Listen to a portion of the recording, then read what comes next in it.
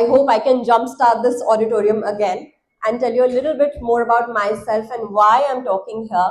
This topic is very close to my heart, and I hope every one of you takes away something from here. Before we start, can I have some attention, please? Before we start, I want to ask each one of you here a question and give me a show of hands if that's true.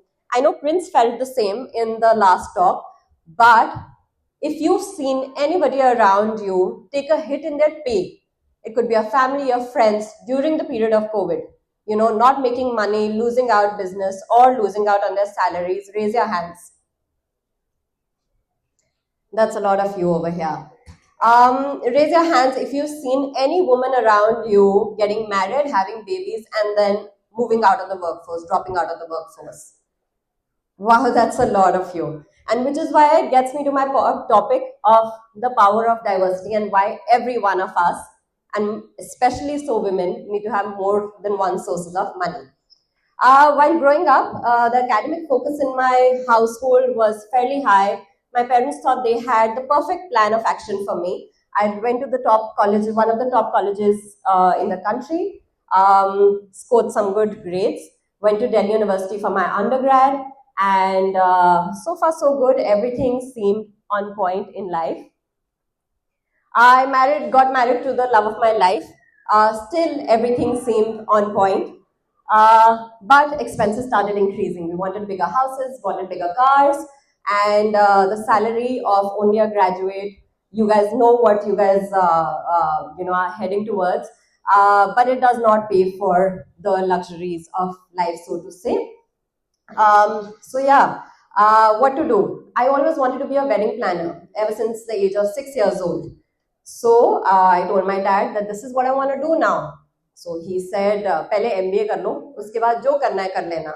That's a standard answer of risk-averse parents in India that we get. So an MBA over everything else. But I thought now there is something to be done, and the influence of Bollywood was very high on me, as you can clearly see. And then I saw this film. It's called Tamasha. It's a Bollywood film. I don't know if you guys have seen it. When I saw it, I was deeply influenced, and the very next day I quit my job. Told my dad, still wanted to be a wedding planner, went to people and asked them to give me their weddings. But they said, it's too personal affair. We're not giving it to a newbie like you. You're too much of a fresher for us to be giving our most special day in our lives to you.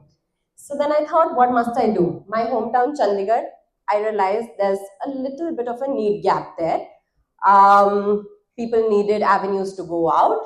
There wasn't much happening in a smaller city. And I had exposure to all of these quirky homegrown brands across Pune, Bangalore, and Bombay. And 10 years back, honestly, Instagram wasn't as prevalent as it is right now. So I took all of these brands. I gathered about 50 brands, and I took them together, and I did a shopping festival in Chandigarh. 10 years down the line, I'm very happy and not so modestly admitting that we're the largest flea market in North India now.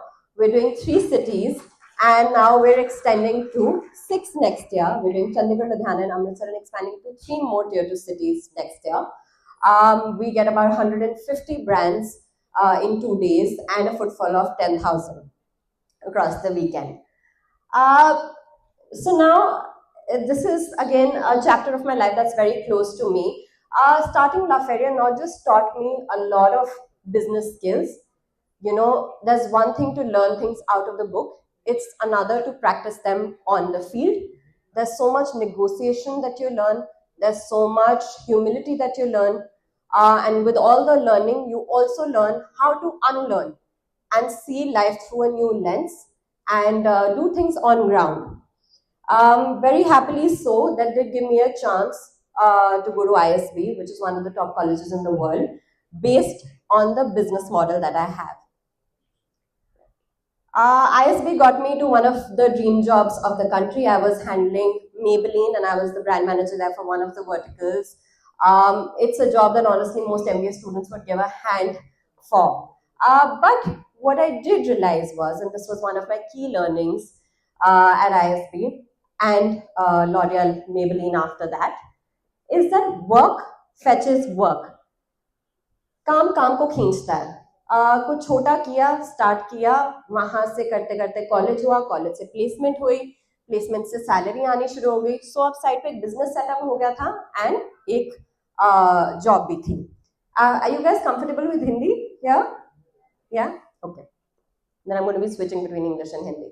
So like I said, work pulls work. The business was at its nascent stage then, and it was, getting me a little bit of money, but the salary was taking care of a lot of things. And then frankly came the biggest downfall that all of us saw, which was COVID. And believe you me, that day I was so thankful that I had two separate sets of income coming in, because events had come to a complete standstill for 2 years. Nobody was seeing anyone. And what I thought is something that I could depend on was no longer my source of income, and which is where my job was coming in handy. That is when I learned that it's never okay to put all your eggs in one basket. Never be dependent on one source of income completely. Once the job started taking off, COVID was over, the business was back to its normal. I managed to save up some, and it gave me the confidence to have a family. I have a baby now, she's 4 years old. But it was also the largest turning point of my life. Having a child really throws you off. All of my life, my parents had told me, good grades, study well, get a job, be successful at your career, be a mother. No, that's not something anybody talks about. All the girls here, I'm sure you don't get to hear that at your home either. But now I had 3 babies. I had my original baby, I had my business, which was also my baby, and now I had a job that had huge expectations out of me. I was getting stretched very much, and it was affecting my health, it was affecting my state of mind, it was too much on me. One of the things needed to get streamlined, and one of the things needed to go out of my life. Could the baby go? Could the business go? No. I had to give up my job. But thankfully so, the business was there. I believe in independence, and independence comes through financial freedom, especially for girls. And for me, it was extremely, extremely important to keep that intact, which was because of the business that was started 10 years ago. Because now I had more time, the job was out of the system, I got a chance to expand, move to more cities. From Chandigarh, I had already expanded to Ludhiana and Amritsar, and which is why the business was finally giving and replacing and sustaining what I was making from my salary. So that was some consolation there. But back to you guys, that was about me. Just some reality checks here, and which is why this topic is so close to my heart. There's an exceeding amount of burn rate that our generation is seeing. It wasn't like that for our parents, but for us especially, with the growing pressure to be successful so soon, with the growing pressure that comes from a social media generation that we are, the burnout is extremely high. There is a statistic on Google that says that 82% of the workers are at a risk of a burnout. 82% is a really, really high stake to have. 1.5 years is the time that typically everybody is quitting their jobs. I had the lovely opportunity of meeting Seher in the morning, and I asked her, what do you want to do, Seher, after your BBA? So she said, I want to get some work experience. I was the same after my graduation. But believe you me, 1.5 years is the time that, Seher, you're going to think of me when you say that, okay, now let's get back to studies, because the burn rate is extremely high.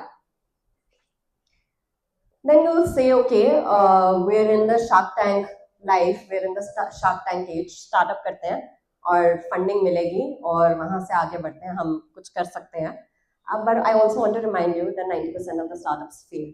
So for all of the success stories that you see on Instagram of Lenskart, Zepto, etc., there are 5 other startups before they ended up on the 6th successful startup that had failed. Which gets us to our next question.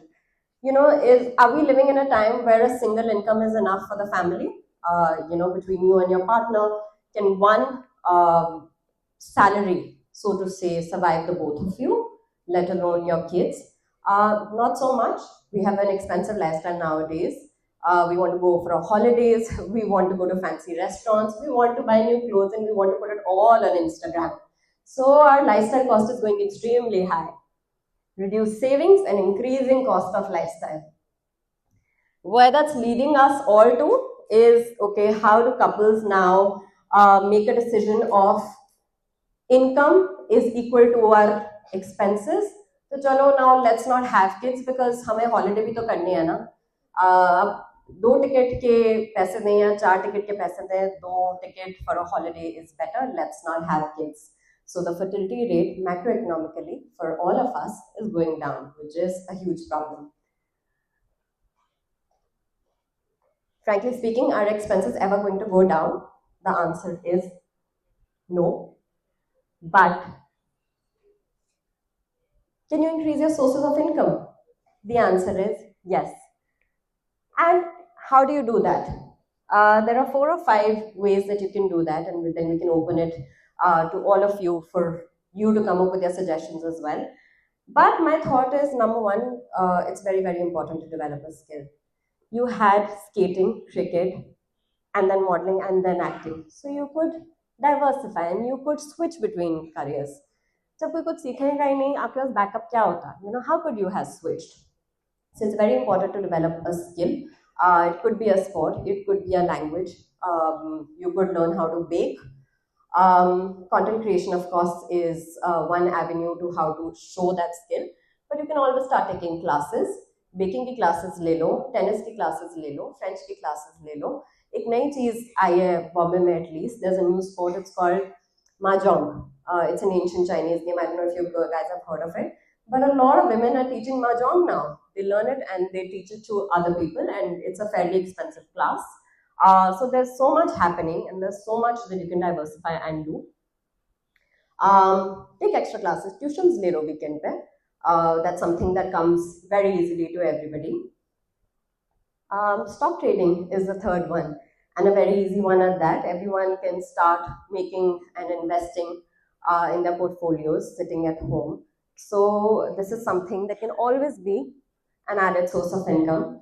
The fourth one is, and most importantly why I say is, that Monday to Friday, work at your jobs, secure your safety net, and on the weekends, take the risks that you want to, follow your passions, make your weekends very hectic so that eventually your weekdays can be more relaxed. A very interesting thing that I did last year is that I took a trip to China because I want to diversify too now. I'm at that stage where I've done my exhibitions, I'm doing weddings also now, my team is set, and I want to diversify from there as well. Which is why I took a trip to China, and hopefully I'd be importing something and starting small and trading something. It's another field of income that I want to add to myself, so I thought I'd share that also here. But what I do want to say is, please take charge and be the B of your BBAs or MBAs, and always, not be dependent on one source of income. Secure your safety nets again, and yeah, that's it from me. Thank you.